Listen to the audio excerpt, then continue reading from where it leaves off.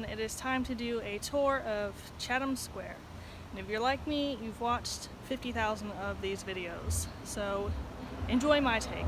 The first stop on our tour is the bus stop right outside Chatham. This is obviously where you'll catch the buses, and security is over behind that car. That over there is where they'll usually drop you off, but sometimes they'll come here. I don't know if you can tell, but there's a D2 purple sign in the bus. That's how you'll tell which route it is, because the header bars don't always work. I remember this after I walked by, and I'm not going back over there, but that little parking area out there is where someone will go if you've ordered Uber Eats or if you're having someone come pick you up or whatever. Domino's is the only company allowed inside of the complex. So you'll enter from the sidewalk on the left. If you're driving and you live here, you'll enter through the lane on the left, which will be on the right if you're coming in, and then the one on the right is for if you're a visitor. And then when you first enter the complex for the first time, there's actually a lot of signage, so don't worry about getting lost. So this area has a bunch of different buildings and stuff in it, so we're gonna go one by one because they've packed a lot of stuff over here. So this obviously is a tennis court and running track kind of area. No one is out here right now because it's kind of hot. And then over there, if you have an ESA or a service animal, there is a pet waste station. Talking is great. And then this is where the classrooms are. It's also where you will go on your check-in day. So right now this parking lot is pretty empty. Will not look that way on check-in day. I'm not gonna go in here just in case, but that's classroom 5. Ooh, there was a dip there. And then where's the other one? Just this, oh, here it is. Classroom 4 and 5 are over here. And then just for funsies, I'm filming this in September. Let's see how long it takes to get up. They have these posted at the clubhouse and everything. So Tampa Bay Buccaneers football trip, give kids a whirl, defeat the Huns movie meet and greet, all kinds of fun stuff going on. So if you can go to any of these things, definitely go. It is worth it, and you can only do it if you're in the college program. And then I hope no one's in the pool. How do I open this? There are people in the pool, so I'm just gonna not go in there, but I guess it's a decently sized pool. I'm not a pool person. There was a rumor that it was shaped like Mickey's head and maybe maybe an abstract Mickey's head. I stepped on a leaf and I thought it was a lizard.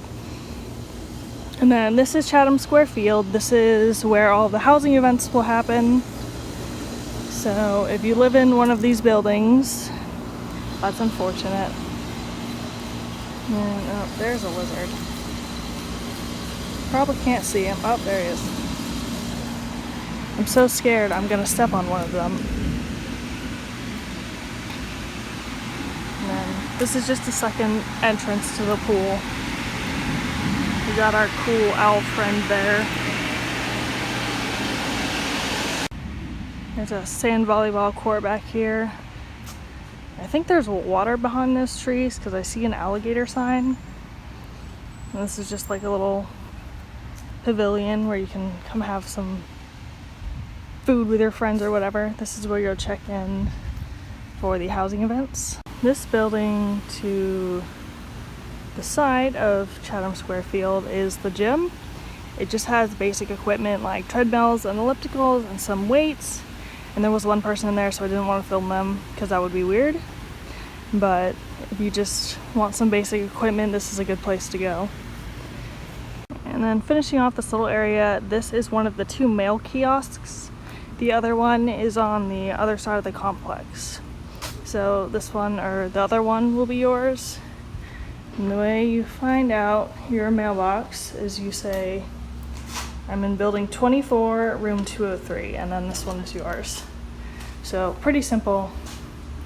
There's an outgoing mail slot. I don't know how well that actually works because I sent some stuff and they never got it. And then this one is return to sender incorrect address. So if you get mail from the previous people who live there, you can just throw it in there and they'll hopefully take care of that. And then there's another pet waste area at the end of the field. So this is one of the laundry rooms. There's, I think, 10 washers in each unit. Yeah, 10.